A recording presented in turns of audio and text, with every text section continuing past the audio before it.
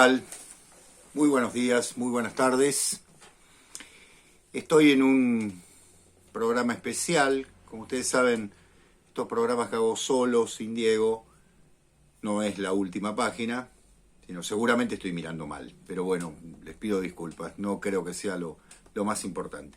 Sino que estoy en un ensayo a una voz. Ensayo a una voz es este programa que suelo hacer con el fin de tratar algunos temas brevemente, algún autor brevemente y fundamentalmente centrarme en una obra específica.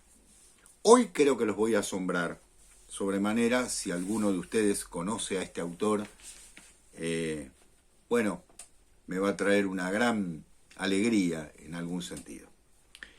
Me estoy refiriendo a Munding Schafter, así como suena, Munding Schafter. Munding Schafter es un autor argentino, fue un autor argentino, más conocido, obviamente, por su faceta actoral como Carlos Thompson.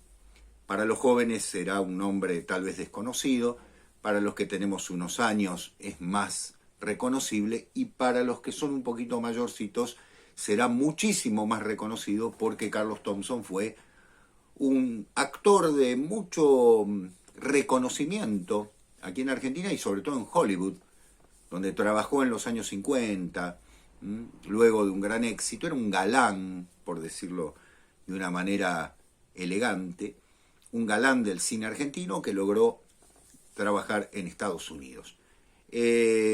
Volvió a la Argentina en un momento y lamentablemente, allá por comienzos de los años 90, ya un hombre muy grande, tendría unos 60 y largos años, decidió suicidarse.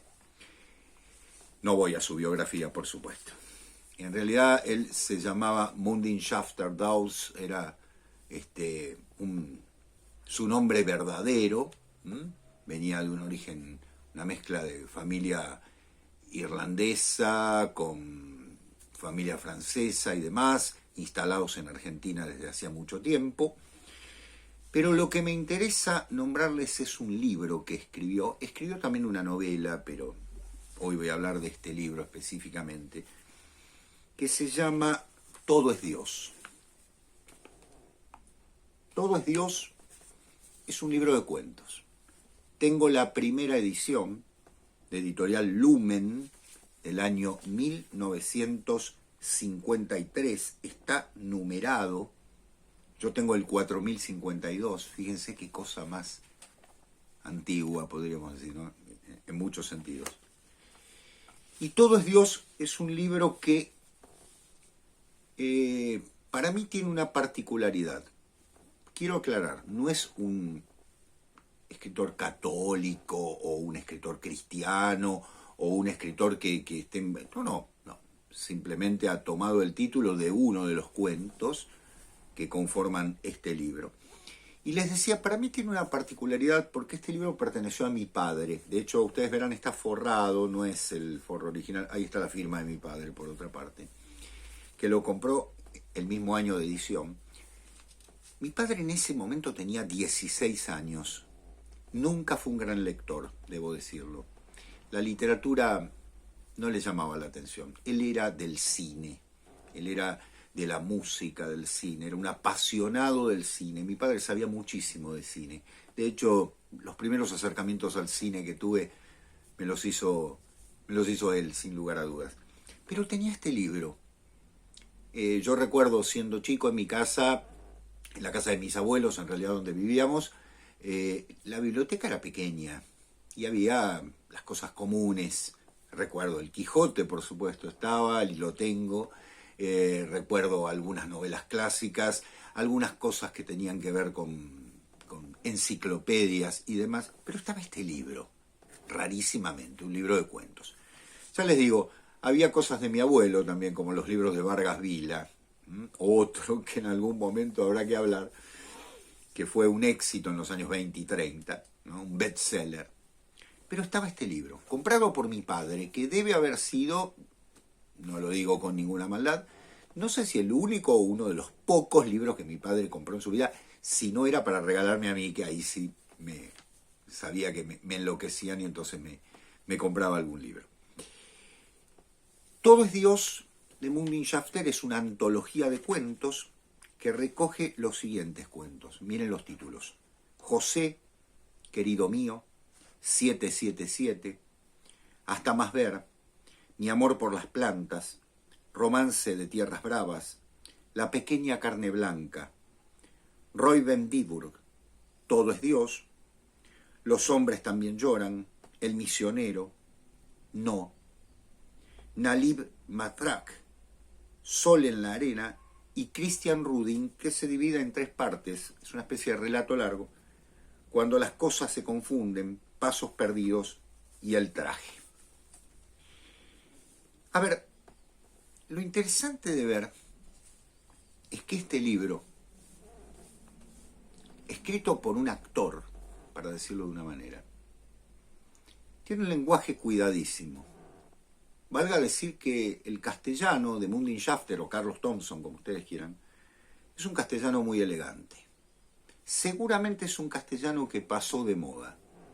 Y seguramente los cuentos que están allí, y lo digo con esta seguridad del lector, no son del todo atractivos para el lector de hoy. Tal vez han quedado en el tiempo. Pero quiero entender por qué, sobre todo ustedes dirán es una cuestión personal y también lo tiene que ver, ¿por qué mi padre se sintió tentado? Seguro porque era de Carlos Thompson y él era un cinéfilo desde muy joven. Pero también por la temática de los cuentos. Son personajes que en muchos casos aparecen, los voy a analizar en general, aparecen en soledad, enfrentando situaciones que los llevan a, ¿cómo decirlo?, a buscar su interioridad, que en muchos casos sienten una decepción ante el mundo, que buscan un amor que de alguna manera es complejo. Es complejo porque también para Carlos Thompson, que era un galán, ya les digo, fíjense en internet fotos de él, galán de la época, no obstante ello, el amor debió ser algo muy complicado, y si leen algo de su biografía lo van a entender, pero que encierra de alguna manera cierta belleza en el manejo del lenguaje. No vamos a descubrir historias que nos deslumbren. El que da título al libro es muy interesante, Todo es Dios, porque no es un cuento en el que hay una cuestión de fe absoluta y demás, sino todo lo contrario. Hay una madre enferma que el hijo empieza a intentar recuperar la relación con esa madre que estaría sufriendo una crisis psíquica, por decirlo, ¿no? Y que lleva a los personajes a acciones que son decididamente angustiantes, en cierto modo. Vamos a decir que la época, 1953, está inmersa en algo que se llama el existencialismo, y que hay una carga de angustia luego de la terrible Segunda Guerra Mundial que influyó mucho sobre muchos autores. Mundin Schafter o Carlos Thompson debe haber leído a estos autores. No creo que haya sido un autor simplemente de borronear papeles. Ha leído algo de su época, y toda esa temática que ya se evidencia en las novelas de Sartre, como La náusea, o como puede ser la genial novela de Camus, El extranjero, o como puede ser cierta literatura posguerra que habla de la destrucción. Hicimos hace poco un programa sobre Heinrich Böll, ¿no?, la literatura de los escombros en Alemania. Aquí lejos, en la Argentina, los cuentos se ubican generalmente en lugares que no son exactamente ubicables, valga decirlo, pero que hacen referencia a una cierta geografía del interior del país. Incluso muchos de ellos tienen la fecha y el lugar de composición, ¿sí? Es decir, cuando termina el cuento nos dice el lugar donde lo escribió. Por ejemplo, aquí justamente Buenos Aires, 1949, pero hay uno que dice La Querencia, Bariloche, 1948. Es decir, nos va indicando dónde los escribió, que no es el lugar donde los ubica para nada, sino que hay una cierta difuminación del lugar. Lo que importan son los personajes.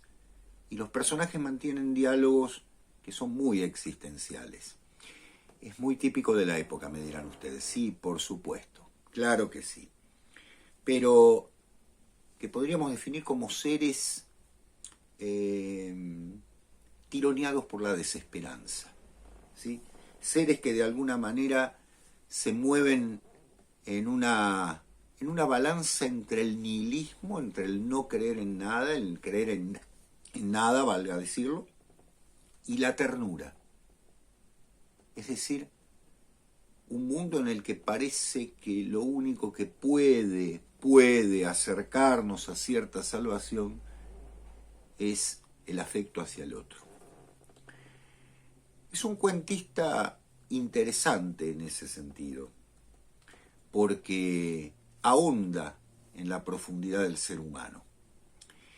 Y sobre todo es un libro muy difícil de conseguir, pero aquí viene a dónde voy. A raíz de la lectura de este libro, que yo había hecho incluso siendo muy jovencito y no me llamó la atención para nada, tampoco era un lector avesado, decidí releerlo hace poco tiempo, tal vez como recuerdo de mi padre y demás.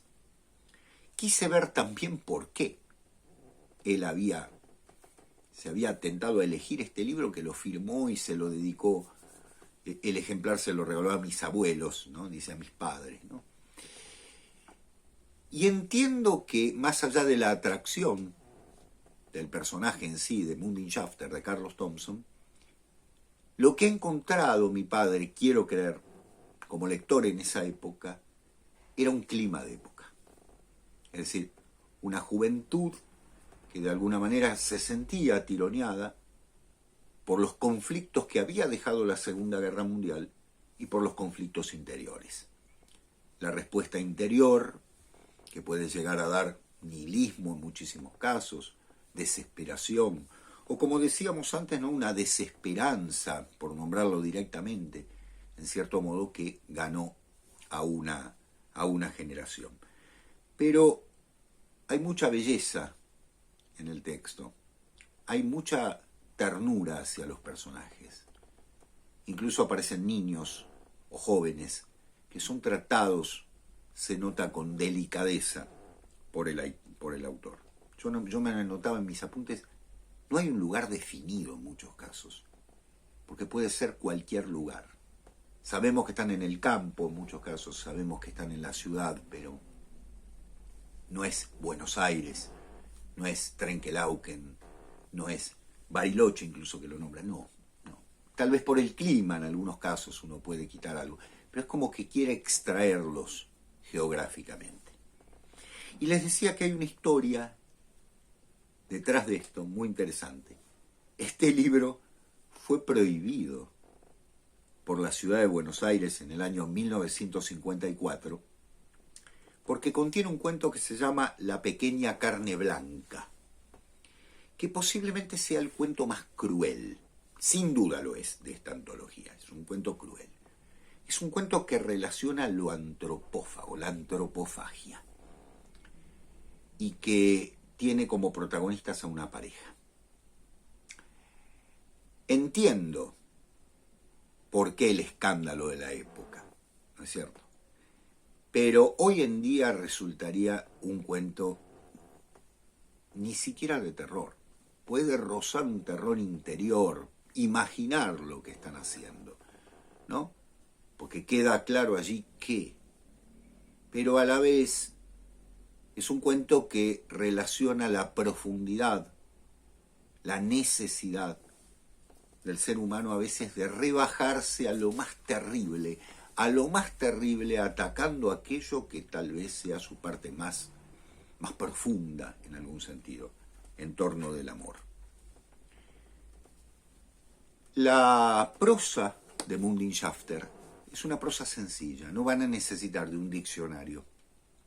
Tampoco es una colección de elementos de la época que nombre, no sé, un Buick de pronto, o un Chevrolet 37, o que salga y tome, no sé, una bebida muy típica de la época. No. Lo exterior ha quedado de lado, tan de lado que son los protagonistas los que interesan. Hace mucho tiempo alguien me preguntó viendo este libro, mirando mi biblioteca, dice, ¿quién era Munding Shafter y por qué está en tu biblioteca? Y yo contesto. Este libro no tuvo reediciones, prácticamente. Si no me equivoco, a raíz de la prohibición de 1954, o sea, mi padre lo compró antes de que lo extraigan de las librerías, y tengo el sello de la librería donde lo compró. Me doy cuenta que debe haber ido caminando a comprarlo porque está muy cerca de donde él vivía y donde yo viví también en la ciudad de Buenos Aires. Una librería que no existe más, sin lugar a dudas. Conozco esa zona muy bien. Lo ha ido a comprar y luego ese libro fue prohibido. Fue prohibido por un solo cuento. La Procuración de la Ciudad de Buenos Aires en el año 1954 lo quitó por inmoral, por decirlo de una manera, muy típico, ¿no? En esa época se hacían juicios de moralina muy rápidos y demás. Sin duda que es un hombre de fe. Y el cuento que escribe con toda la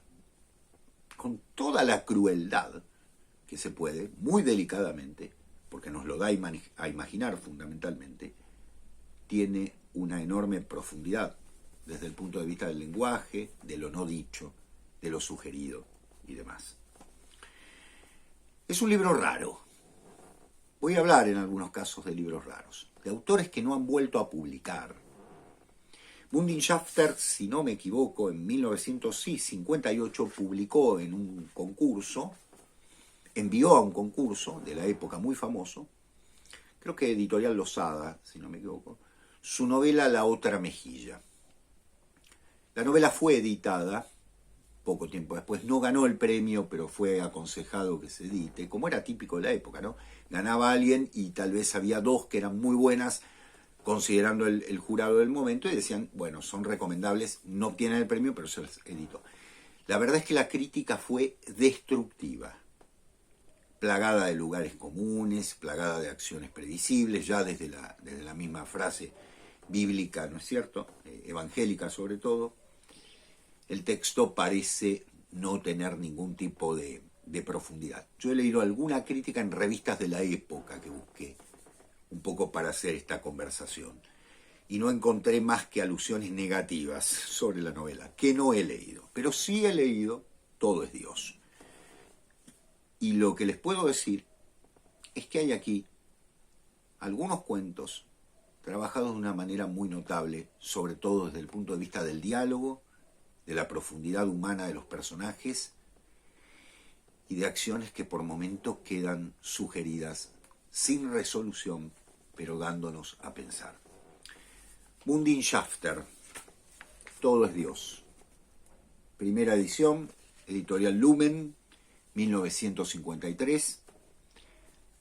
Tiene un epígrafe que mi padre lo repetía siempre, eso también me llamó la atención. Todo es Dios y el demonio sufre porque no logra olvidarlo. Frase que tiene una profundidad, al menos una belleza de estilo muy clara, breve, pero contundente en todo sentido. No quiero decir que sea el cuentista, simplemente que en una Argentina de grandes cuentistas, realmente tenemos variedades, tenemos una literatura muy de época que en algunos casos ha pasado olvidada. Y este es un caso, no hay reedición. Tal vez en internet haya subido algún material, yo no lo vi, básicamente, pero considero que sería interesante en una recopilación de grandes cuentistas argentinos recuperar, de grandes o de menores cuentistas argentinos, recuperar a muchos de ellos, porque formaron parte de una etapa que nos permite entender también cómo evolucionó la literatura de la época. Recuerden que a esta altura Borges ya había publicado Ficciones y el Aleph, y Cortázar había publicado Bestiario, tres de los grandes libros de literatura de cuentos de la época. Y Munding Shafter se atreve a publicar este libro que no tiene esa dimensión, pero que busca sí la belleza del lenguaje. Hay frases interesantes, como para subrayar. Bien, esto ha sido todo por hoy. Les agradezco la paciencia, vengo con alguna rareza, he encontrado en mi biblioteca, porque a veces yo también he comprado cosas extrañas, algunos libros de los cuales les voy a ir hablando. Voy a aprovechar esto justamente para este momento de ensayo a una voz, para ir hablándoles de autores que por ahí no merecen un programa como La Última Página en el que nos embarcamos en todo un tipo de análisis y demás, ¿no? Sino nominarlos, darlos a conocer, acercarlos, porque posiblemente alguno de ustedes en alguna batea de libros viejos, dando vuelta, los encuentre y diga, ah, tal vez me esté buscando este libro. Un saludo enorme. Adiós y gracias.